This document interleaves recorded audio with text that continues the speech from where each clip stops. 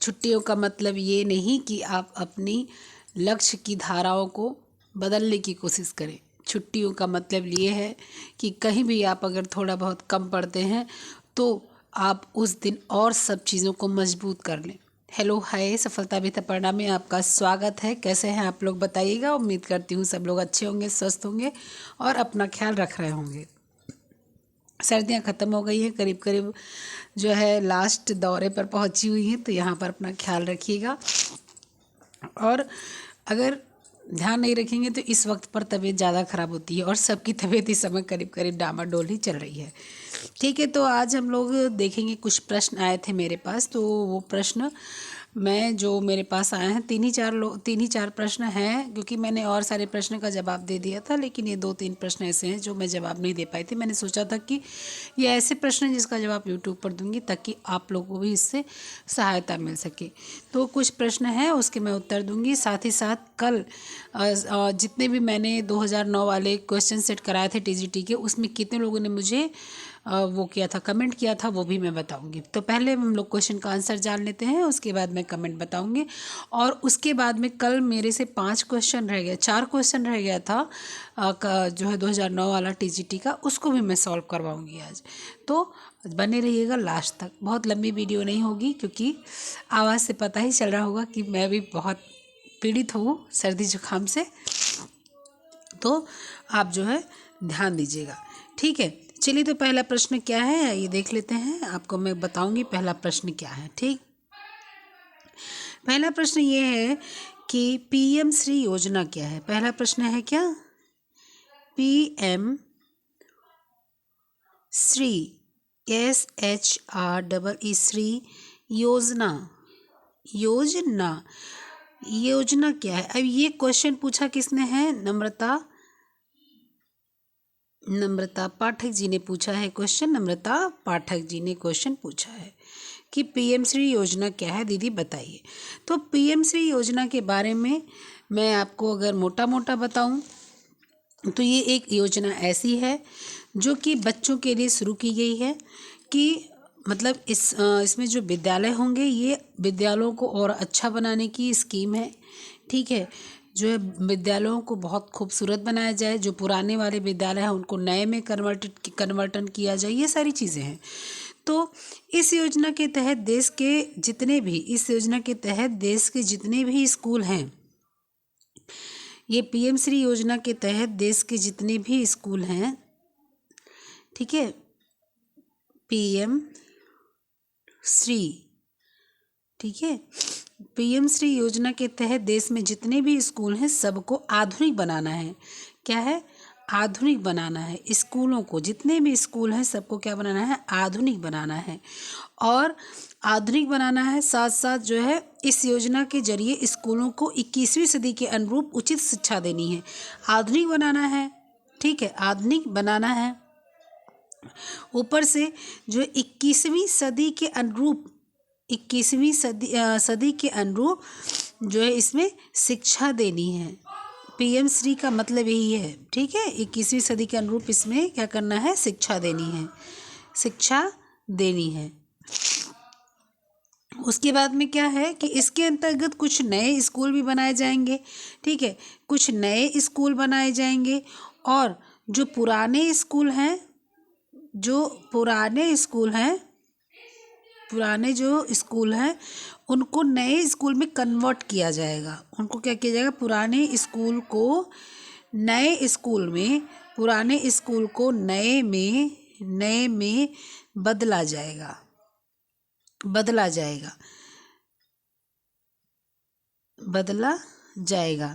ठीक है। पीएम श्री योजना का मतलब ये है। इसके बाद में इसको शुरू कब किया गया, ये 5 सितंबर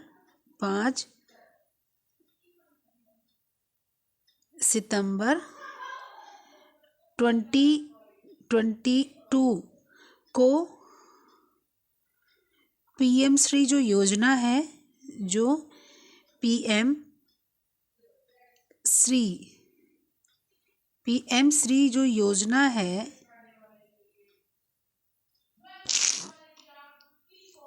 इसकी घोषणा की गई थी, ठीक है, इसकी घोषणा हुई। इसकी घोषणा हुई है। ठीक,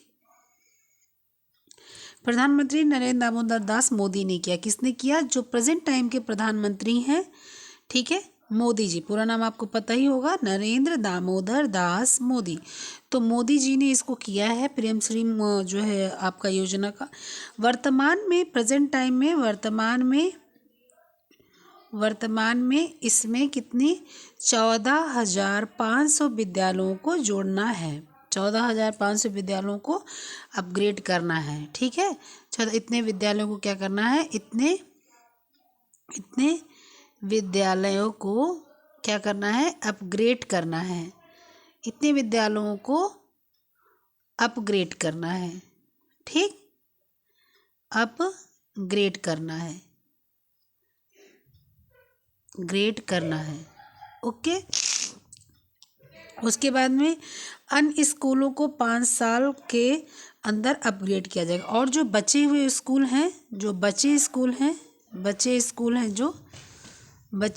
जो हैं, स्कूल को अपग्रेड किया जाएगा। ठीक है, 5 साल के अंदर स्कूल को अपग्रेड करना है, बचे स्कूल को अपग्रेड करना है 5 साल के अंदर। ठीक है, 5 साल के अंदर। प्रेजेंट टाइम में कितना है? प्रेजेंट टाइम में है 14,500। प्रेजेंट टाइम में कितना है? 14,500। इसको बढ़ा देना है और 5 बचे स्कूलों को कब अपग्रेड करना है? 5 साल के अंदर। और इसका फुल फॉर्म क्या है, मतलब पूरा इसका नाम क्या है? PM school for rising India. क्या नाम है? PM school for rising India. PM school for rising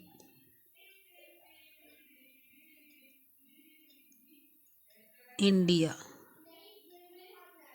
oh, India, ये इसका पूरा नाम है PM श्री का। ठीक है, तो PM श्री के बारे में जान गए। PM श्री योजना प्रधानमंत्री मोदी ने चलाई है। श्री नरेंद्र नाथ दामोदर दास मोदी। हाँ, श्री नरेंद्र दामोदर दास मोदी। तो नरेंद्र दामोदर दास मोदी जी ने ये योजना चलाई है। ये योजना का मतलब क्या है कि जो स्कूल हैं इनको अच्छा करना है, अपग्रेड करना है। इसका प्रयास किया जा रहा है। और इसको कब चलाया गया? 5 सितंबर 2022 को चलाया गया। ठीक है, कब चलाया गया? 5 सितंबर 2022 को इसको चलाया गया। ये 5 सितंबर 2022 को इसको शुरू किया गया। और इसके अंतर कितना है? 14,500 विद्यालयों को अपग्रेड करने के तत्काल ही बोल दिया गया कि इनको अपग्रेड किया जाए, नए विद्यालय खोले जाएं। और नए विद्यालय अगर खुल जाते हैं ठीक है, और अगर जितने बचते हैं उतने पुराने विद्यालयों को अपग्रेड करके बराबर कर देना है। लेकिन जो है ऐसा नहीं है कि इसको छोड़ दिया जाना है। इसके बाद जो है जितने बचे हुए विद्यालय हैं, जितने आपके बचे हुए विद्यालय हैं, उन विद्यालयों को क्या करना है? उन विद्यालयों को अपग्रेड करना है 5 साल के अंदर। और सारे विद्यालयों को अपग्रेड करके एक बढ़िया उनको मॉडल तैयार करना है, जैसे इंग्लिश मॉडल स्कूल है उसी तरह से इन सारे स्कूलों को क्या करना है? इसमें इंग्लिश सिखाना है। इनको इंग्लिश के साथ साथ और भी सब्जेक्टों को बताना है। और इन स्कूल के बच्चों को ऐसे कर देना है जैसे बिल्कुल अंग्रेजी स्कूल के बच्चे होते हैं, बिल्कुल से अपग्रेड बच्चे, एकदम से बढ़िया 21वीं सदी के बच्चे हों। और नई शिक्षा नीति के तहत इसमें शिक्षा दी जाए। अंग्रेजी, हिंदी जो शिक्षा दी जाती है वो दी जाए, लेकिन इसमें इंग्लिश की शिक्षा जो है ज़्यादा जोर पर दी जाएगी। जैसे इंग्लिश मॉडल स्कूल बने हुए हैं, तो वही इंग्लिश मॉडल स्कूल के तहत इनमें शिक्षा इन लोग को दी जाएगी। ठीक है, तो ये आपका हो जाएगा PM श्री योजना। PM श्री योजना का यही मुख्य कारण था, PM श्री योजना का, कि अपने भारत को आगे बढ़ाने के लिए तो क्या करना पड़ता है? अपने बच्चों के जो है भविष्य को सुधारना पड़ता है, क्योंकि बच्चे ही कल के भविष्य हैं। तो इन्हीं बच्चों के भविष्य के लिए PM श्री योजना का उद्घाटन किया है। चलिए, अब नेक्स्ट क्वेश्चन क्या है? नेक्स्ट क्वेश्चन आपका आ जाता है नेप्सिड। नेक्स्ट क्वेश्चन क्या है? नहीं, नेक्स्ट क्वेश्चन क्या है आपका? NCPR, नेक्स्ट क्वेश्चन है NCPR, ठीक है। ये मुझसे सेम नम्रता जी ने ही पूछा था मुझसे, यही मुझसे ज़्यादा क्वेश्चन पूछती रहती हैं। पूछते तो सब लोग हैं भाई, ऐसा नहीं है, ये कुछ ऐसे क्वेश्चन पूछती हैं जो सबको बताना अनिवार्य होता है, ठीक है। तो नम्रता पाठक जी ने एक क्वेश्चन भी पूछा था, आइए देखते हैं वो क्वेश्चन क्या था। तो सबसे पहले तो इसका फुल फॉर्म लिख लेते हैं। नेशनल, हिंदी में इसलिए लिख रही हूँ ताकि किसी को भी समस्या हो तो कोई उसको ऐसा ना लगे कि हाँ इंग्लिश में लिख रही हूँ। National commission, national commission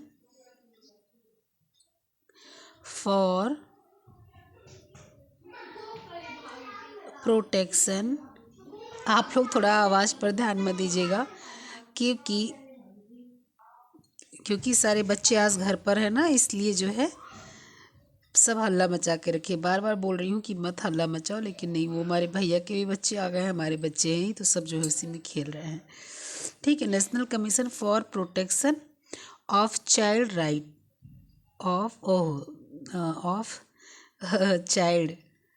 child life. तो ये क्या है, ये जो है इसका फुल फॉर्म है। हिंदी में इसको क्या बोलते हैं, हिंदी में बोलते हैं राष्ट्रीय बाल अधिकार संरक्षण आयोग। क्या बोलते हैं, राष्ट्रीय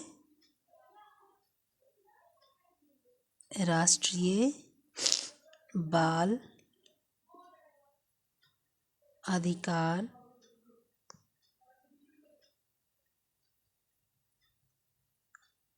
संरक्षण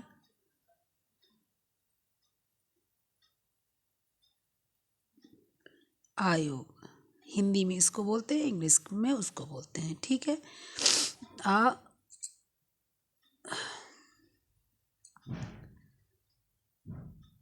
आयोग, ओके।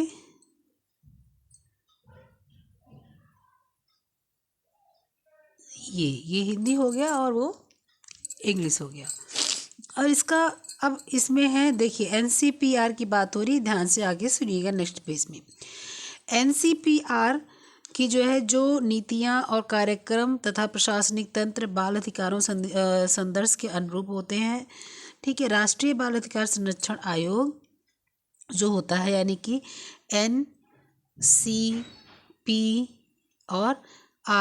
ये जो होता है NCPR, ये होता है क्या, नीतियाँ, समस्त विधियाँ, सारी जितनी सारी विधियाँ और नीतियाँ, सारी विधियाँ, नीतियाँ मतलब नियम जो आते हैं, नीतियाँ, कार्यक्रम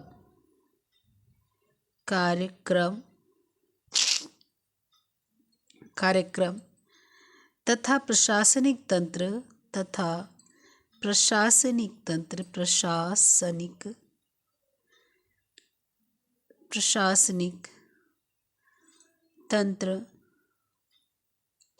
बाल अधिकारों के सदृश अनुरूप हों, ठीक है। मतलब कि तंत्र जितना भी बाल अधिकार है, बाल अधिकार के अनुरूप हो, के लिए अनुरूप हो, मतलब इनके लिए अनुरूप हो, इनके विपरीत ना हो, इनके अनुरूप हो, इनके लिए काम करने योग्य हो।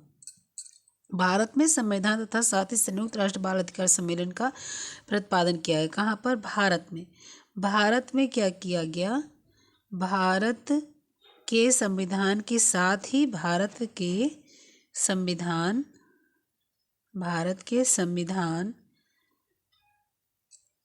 के साथ संयुक्त राष्ट्र बाल अधिकार सम्मेलन के प्रतिपादन किया था। किसने, यूएसए ने मतलब हो गया संयुक्त राष्ट्र America, union state of America ने क्या किया था, जो है सम्मेलन को प्रतिपादित किया था, ठीक है। यूएसए ने, भारत के संविधान के साथ यूएसए ने क्या किया था, जो है बाल अधिकार, यूएसए ने क्या किया था, बाल अधिकार को क्या किया था, बाल अधिकार को जो है सम्मेलन में प्रतिपादित किया था। किसमें? सम्मेलन में प्रतिपादित, मतलब कि इन्होंने माना था कि बाल अधिकार जो है वो आपका जो है बच्चों को मिलना चाहिए, बच्चों को पाना चाहिए, ये माने थे इसको। कौन? भारत के साथ साथ सभी लोगों ने इसको माना था। बालक को बालक को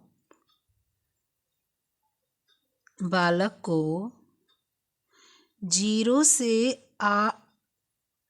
से 18 वर्ष की आयु वर्ग में शामिल व्यक्ति के रूप में परिभाषित किया है। कहने का मतलब ये जो आपका राष्ट्रीय बाल अधिकार संरक्षण आयोग है, इसमें 0 से 18 वर्ष तक के बच्चे को, किशोर तक के शामिल किया, वर्ष तक के बच्चों को शामिल किया गया।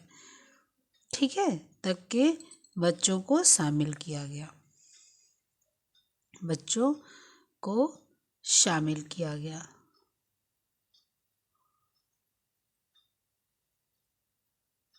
शामिल किया गया। ठीक है,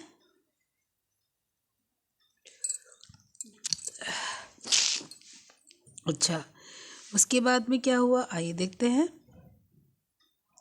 स्थापना कब हुई इसकी? तो इसकी स्थापना हुई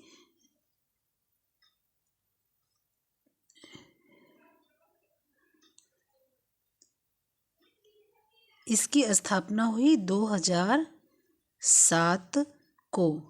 ठीक है, स्थापना हुई 2007 को, स्थापना हुई।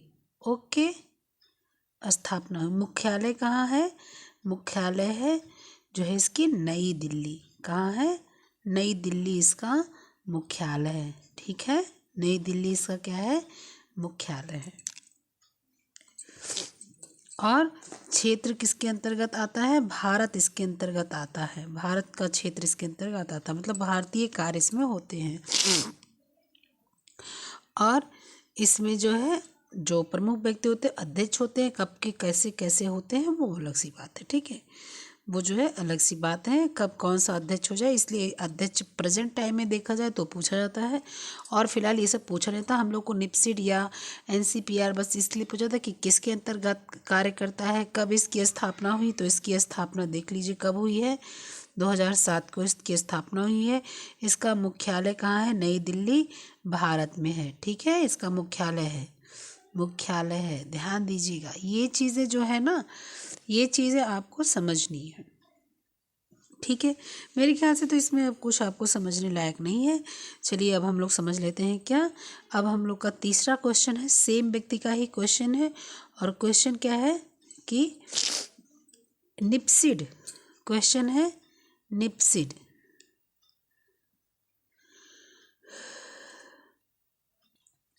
निपसिड का भी क्वेश्चन उन्होंने ही दिया था, नम्रता पाठक जी ने। और इसका फुल फॉर्म क्या है? राष्ट्रीय जन सहयोग और बाल विकास संस्थान। इसका पूरा जो है फुल फॉर्म क्या है? राष्ट्रीय जन सहयोग एवं बाल विकास संस्थान।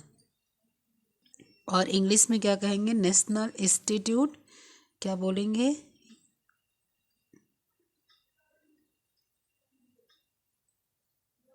National institute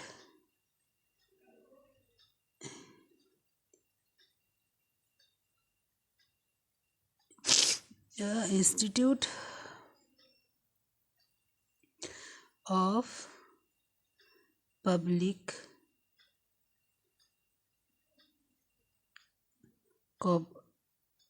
cooperation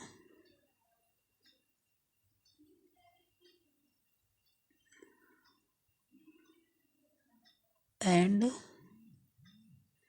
child development. ठीक है, इसे चाहिए चाइल्ड डेवलपमेंट।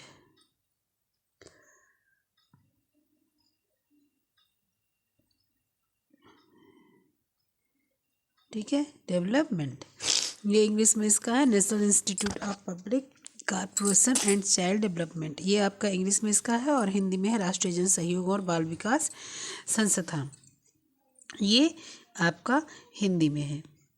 इसके बारे में ज़्यादा तो कुछ नहीं जानना है, बस इतना ही जानना है कि नई दिल्ली में स्थित राष्ट्रीय जन सहयोग और बाल विकास संस्थान ये कहाँ पर है? ये आपका कहाँ पर है? नई दिल्ली में। कहाँ है? नई, 1 मिनट, नई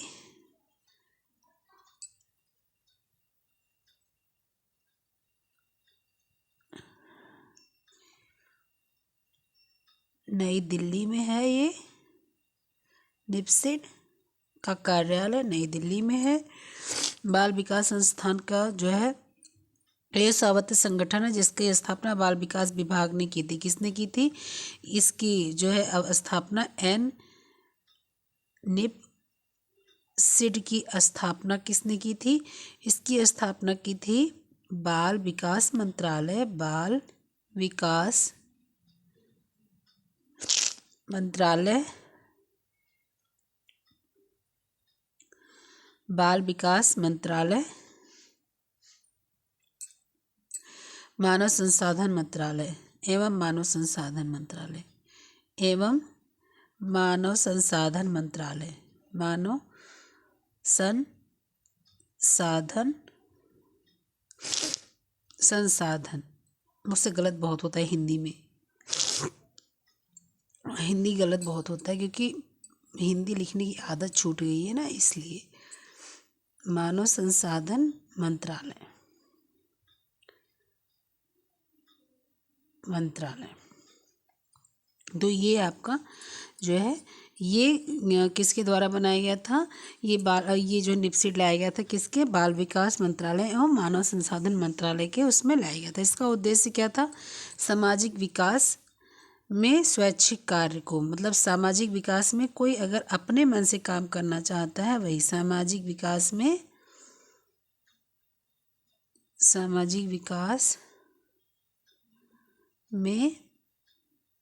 स्वैच्छिक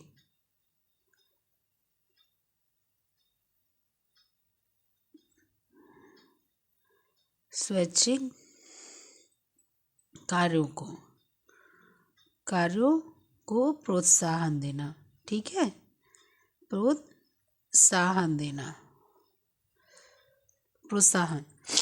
इसका होता। और इसके बाद में बाल विकास पर व्यापक दृष्टि क्षेत्र और राष्ट्रीय बाल नीति के अनुरूप कार्यक्रम का विकास और प्रोत्साहन करना, सामाजिक विकास में स्वयंसेवी कार्यों के सहयोग से उपयोग करना।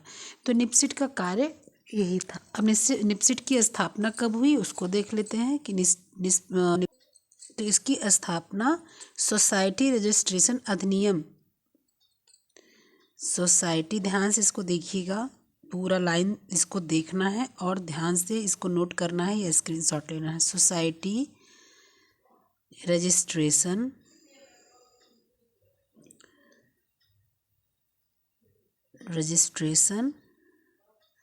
अधिनियम 1860 के अंतर्गत, ठीक है, अधिनियम 1860 के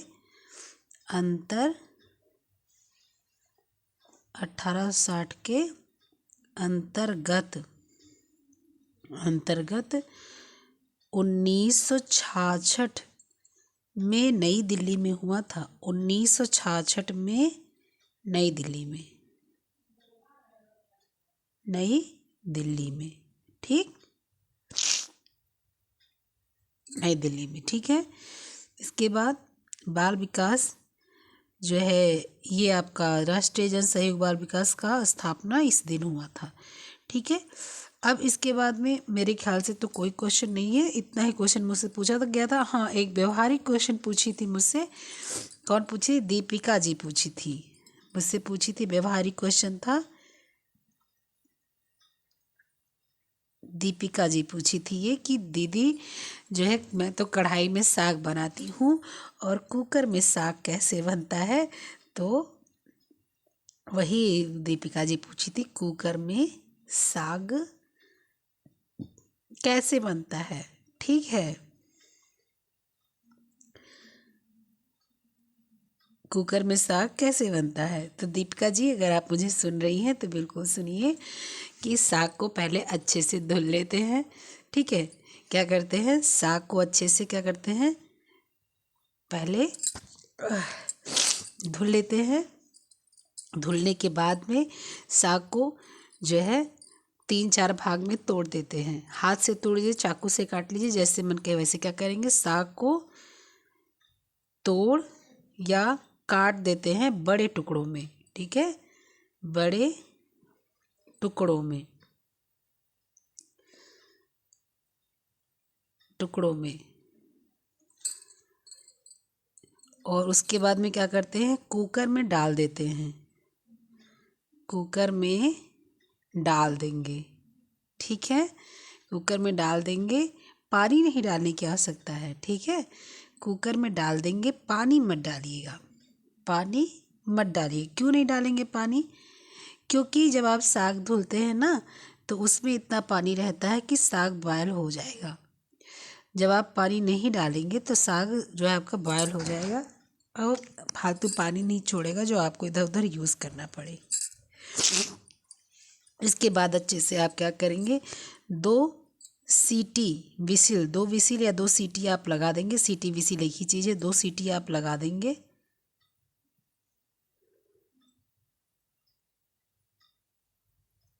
ठीक है, 2 सीटी लगा देंगे आप।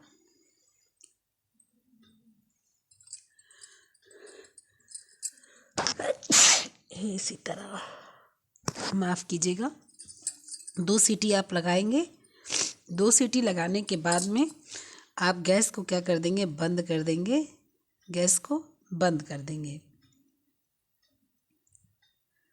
ठीक है, गैस को क्या करें, बंद कर दें। इसके बाद जब कुकर खुल जाए तो साग को बंद कर दे। जब प्रेशर निकल जाए तो साग को अच्छे से मसल दें, अच्छे से मसल दे। और फिर उसके बाद में क्या करना है, फिर कढ़ाई में उसे तड़का लगाकर छौंक दे, तड़का लगाकर छौंक दे। ठीक है, पानी नहीं डालें इसमें। जो पानी थोड़ा बहुत आधा गिलास और गिलास जो है उसमें जो भी 1-2 घूंट है उसको आप निकाल लें। उसको आप आटे में, सब्जी में या फिर पी सकते हैं। सबसे अच्छा जो है उसका बचा हुआ जो पानी है, बचा पानी है जो, उसको आप पी लें। बचा पानी क्या करेंगे, आप लोग पी लें। यही दीपिका जी, यही जो है कुकर में साग बनाने की विधि है। आज होप आप समझ गई होंगी। थोड़ा तबीयत ठीक नहीं है, बहुत ज़्यादा जो है बुखार जुकाम और मतलब बहुत तबीयत बहुत ही ख़राब है। फिर भी ये कुछ 3-4 क्वेश्चन थे जो बताना ज़रूरी था। तो ये तो आपके साग बनाने का जो नियम है वो हो गया। और ये आपका पहला पीएम श्री जो है आपका हो गया पीएम श्री योजना। और उसके बाद में आपका पीएम श्री के बाद एनसीपीआर आपको समझ में आ गया, उम्मीद करती हूँ।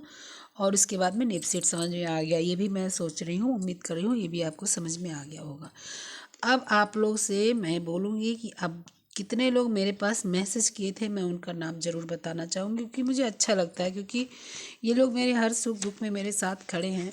तो इससे बढ़ के और क्या बात है। ठीक है, तो मैं इसको नोट करके नाम रखी हूँ, उसको मैं निकालती हूँ, आपको बताती हूँ। तो पहला तो आपका जो है मैसेज किया था पूजा यादव जी ने। पहला किसने मैसेज किया था, पूजा यादव जी ने, पूजा यादव जी ने, और ये करती रहती हैं हमेशा। उसके बाद में दीपिका जी जब से मुझसे जुड़ी हुई हैं, पहले इन्होंने एक बार मुझे बताया था कि दी जो है आप जो क्वेश्चन डालती हैं उसको जो है 2-2 पेज पे मत करके एक ही पेज पे लिख कर डाला कीजिए। उसके बाद से मेरे साथ जुड़ी हैं, दीपिका जी जुड़ी हैं उसके बाद से मेरे साथ। दीपिका जी, मैं आपका नाम अच्छे से लिख दूँ, नहीं तो आप कहेंगी कि मैडम मेरा नाम ही बहुत ख़राब तरीके से लिखी, इसलिए मैं आपका नाम बहुत अच्छे से लिख देती हूँ। दीपिका जी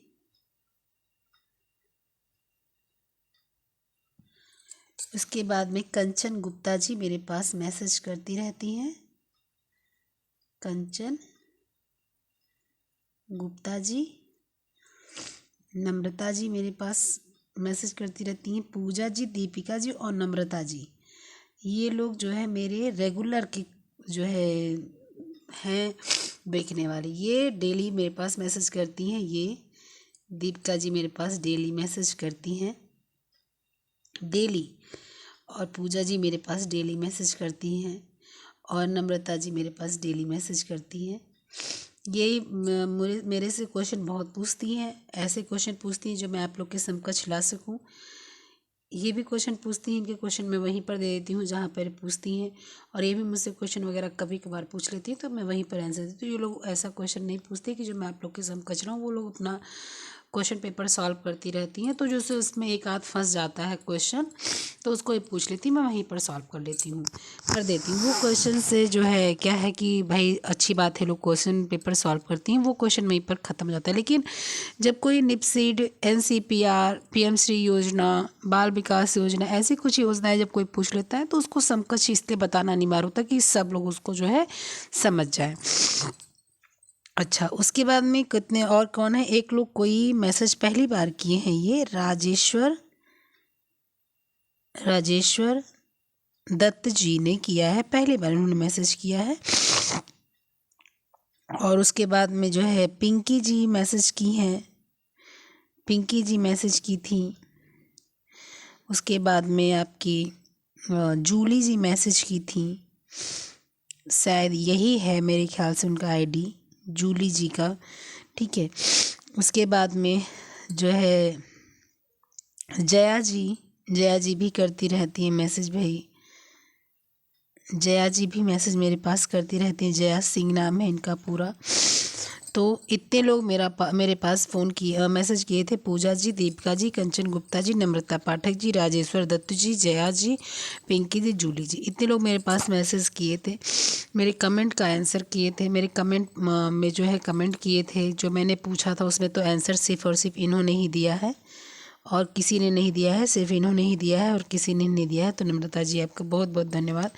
आप कोई भी क्वेश्चन होता है उसका आंसर देती हैं, और सबसे बड़ा धन्यवाद तो मैं इसलिए करूँगी कि आपने इतने अच्छे मुझसे क्वेश्चन पूछे थे जो मैं यहाँ यूट्यूब पर बताने लायक थी, मैं बता सकी, ठीक है। तो आप सबसे उम्मीद है, जितने लोग यहाँ मेरे साथ जुड़े हुए हैं, कि आप लोग भी क्वेश्चन मुझे डाला करें, कमेंट पे ही डाला करें, नथिंग मैटर की क्या समस्या है, मैं उसको सॉल्व करूँगी और यहाँ पर यूट्यूब पर मैं आपको बताऊँगी कि जो है उसके क्या होते हैं।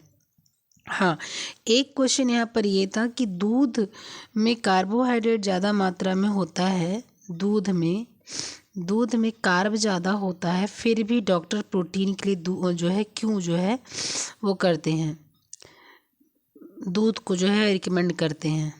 लेकिन ऐसा नहीं है नम्रता जी, इन्होंने ही मुझसे पूछा था कमेंट में, दूध में कार्ब ज़्यादा होता है, दूध में प्रोटीन भी अच्छा होता है और सरल प्रोटीन होता है।